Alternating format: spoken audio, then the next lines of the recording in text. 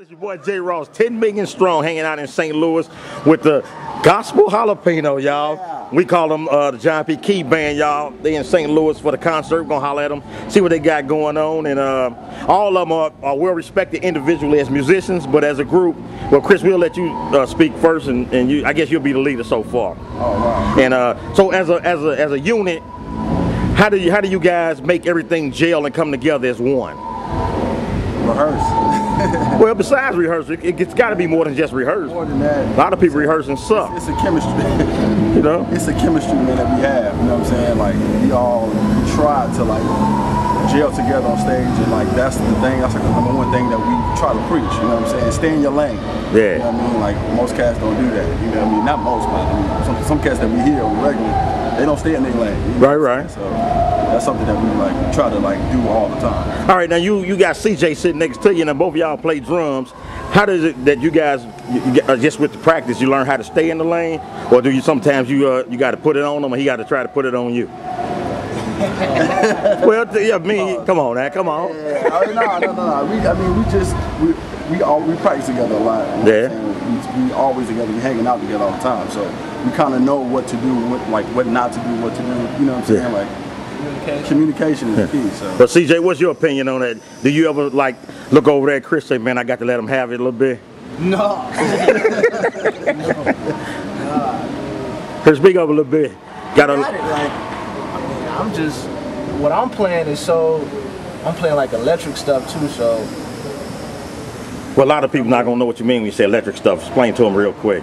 Sounds, and I'm just playing like a lot of stabs with the band and whatnot. So what I'm doing is I'm kind of complimenting what he's doing too. So right. I mean, that's basically it. All right, well, we're gonna move back one peg. We'll be back for you cats in a second.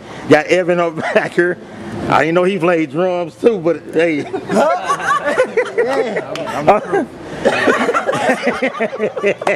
No.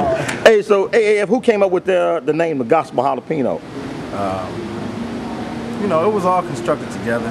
But what does it mean? It means we hot in gospel. Yeah. That's what it is. Yeah. We hot.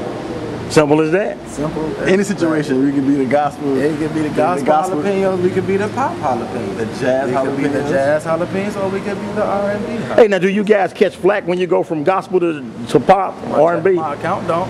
Yeah. My account don't never. But what about the godly aspect? I know people talk to you, say stuff to you. I feel like if you go work at IBM, you know what I'm saying? It's no different than you going to work for anybody doing what you do. You know what I'm saying? If you're a computer tech, you're a computer tech. You know what I'm saying? You got to go get a job. That's your occupation. You know what I'm saying? So I mean, you got to make money. You got to make money. It's simple. Now, who you are as a character, like that's different. If you get on the road and start doing stuff you don't do when you home, then that's where it gets sour. You know, that's my opinion. You know what I'm saying? My personal opinion. All right, now we got all right. So, in saying that, now, do you ever feel like you out of position though, or out of pocket in that way, at all? I don't. Yeah. So, what's your background as far as your musical skills? How did you come up? My dad plays guitar. Right. My mother sings, and I started playing drums when I was 3. I took lessons, started playing in church at 4.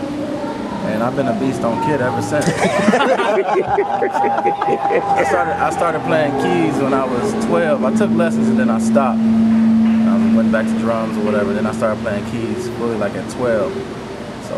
But talk about it, man. Now you was a Berkeley student. Yeah, man. I'm from New Orleans, man. Did my thing in Noka. Came up playing a lot of jazz, and then met these guys, Evan and Sean at Berkeley. So, you know, that's what got me in the mix here.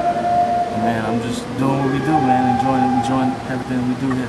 Now, coming from New Orleans with that style of music and that flavor, did you find it a little hard to fit in with what these guys doing? I mean, when you got cats like, you know, Morgan, Chris, and CJ, and, you know, this rhythm section to me, it makes it easy. They laying down such a pocket. All I gotta do is sit in it, you know what I mean? Like, find my place and just kind of find a place and just groove. So I feel like that aspect, you know, New Orleans is heavy with percussion and drums anyway, so that aspect wasn't hard at all making that transition. And then like he said, we all hanging, and you know, when we here, we all listening to the same stuff. So we coming from the same place. It makes it real easy to just kind of fall in and find where you fit in. All right, moving on back another peg, y'all. We got Sean and Morgan. So Sean, how you feel about what we've been talking about as far as the religion aspect of it that Evan talked about, and I guess the fellowship aspect that Chris was speaking of? You feel the same way? Definitely, like, as far as, you know, always being intact with your relationship with God and whatnot. It's like, it doesn't matter what you do, what genre of music you play. It's like, you know, some people are spiritual, some people aren't spiritual. For me, you know, I always try, you know, keep my relationship with God intact, whatever. It doesn't matter if I'm playing pop music, gospel music, or whatever, you know, because, you know, God is the one who gave you the gift, and so it's my way of like thanking Him. I always thank Him for my gift and whatnot, no matter what genre of music I'm, you know, playing, because, you know, somebody could call you for a pop gig, and that could be like God putting an opportunity in your life to, like, you know, get on another situation or whatever. So, you know, but, you know, it doesn't matter what genre of music you play. It's like. So is there any circumstance that you wouldn't play for a particular artist or a certain type of music? They good. All right. Not of them. All right. Hey, next up, y'all, we got my boy Mo T. He ain't nothing new to Jross-tv, y'all. We got a bunch of vids on him. And all I got is Mo. I don't even know what to ask you, brother. I can ask you everything. He done had like 15 interviews. You ain't lying. You like, ain't lying. He done stole it, you know what I mean? Like, he got like 15 of them. Yeah. Hey, so have you guys thought about like coming together as like one unit and like bring yourself out as a band to different artists, or you got your own individual aspirations with your life musically? Evan? It wouldn't be a problem for us to go, you know what I'm saying, do other artists together.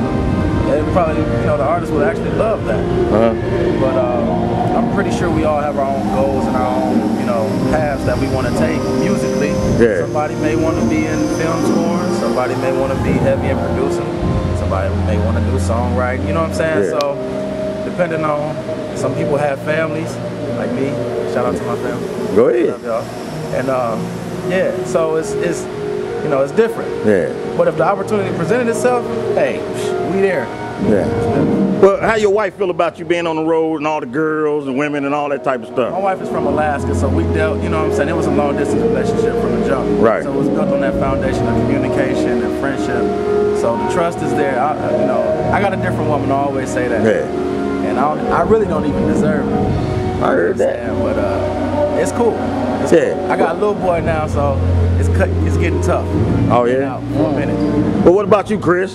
No, I see every time you walk in somewhere, all the women hollering your name, and everybody want to see the drummer. So how do you deal with that? Good evening. How you deal with that? For me, get on the bus. Yeah. Go home. Yeah. You know what I'm saying? Like that's Empty-handed. empty-handed. Yeah. Hey, so let me ask you this though. Now, I know you cats don't want to be doing this until your 50s and 60s. So individually, go through everybody for your life. For my life, man, I love what I do. So right now, like I really can see myself retiring. I want to retire when I'm 60, 70, but having longevity, doing what you do, because I love it so much, you know what I'm saying? I wouldn't mind doing that, you know what I mean? So that's something that I want to do. So right now, man, I see me playing. I love it, you know what I mean? Yeah. Session, I don't know about touring. Right. But, you know. What about you, CJ? Like you said, longevity. I mean, I would like to retire when I'm about, you know, like 62. But shut up, man.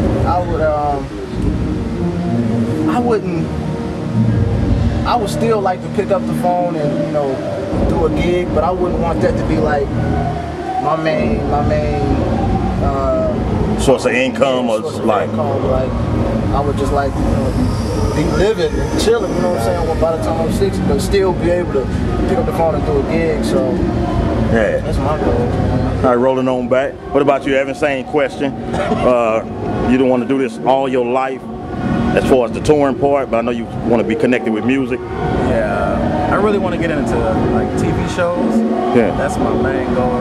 As far as like sitcoms, doing the intros, outros, segues, things like that. Production is cool. I can do that.